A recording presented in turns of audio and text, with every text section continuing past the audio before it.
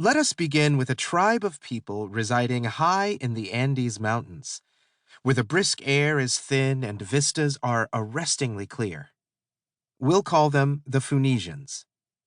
They are a small and, in many ways, unexceptional community, subsisting mostly on boiled potatoes and pickled turnips and a mild rhubarb brandy.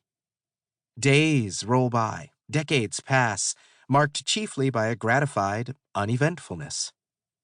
The Phoenicians are remarkable in only one aspect, really. They are far and away the finest readers of poetry in the world. They hear things the rest of us don't hear.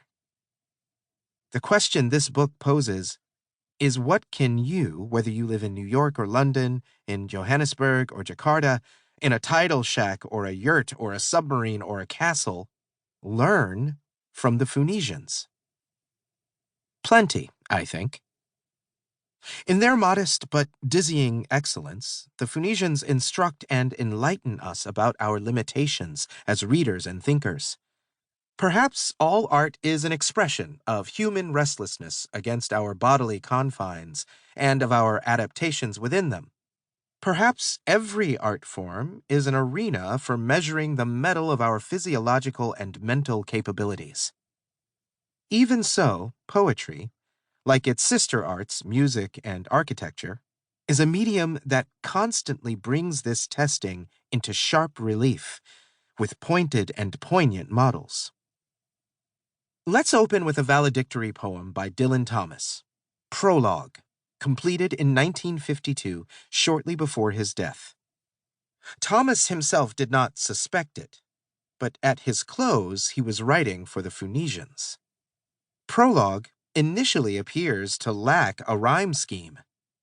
You have to reach the poem's exact midpoint, lines 51 and 52, to meet your first rhyme, a couplet.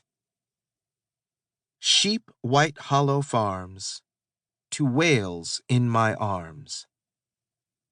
From here on out, the rhymes unfold punctually, systematically. The next line, line 53, turns out to rhyme with line 50, and line 54 with 49, and so forth, each later line finding its earlier coordinated partner, until finally the second-to-last line rhymes with the poem's second line, and its final line with its first. Everything's neatly paired. Prologue is a wildly eccentric construction.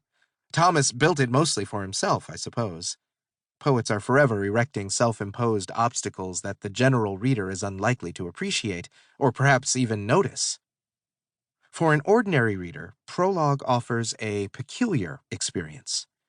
If it comes across as an unrhymed poem for most of its length, there's a fleeting middle interlude, beginning with line 52, when something else occurs. You hear the rhymes chiming away, creating an ever-dwindling music. Depending on your ear, you may hear the rhymes for 4 or 6 lines, 8, 10, maybe 12, but no one is going to hear all 51 of them. No one except a Phoenician. To hold inside their brains, in order, 51 rhymes? Why, it's a piece of cake for the Phoenicians.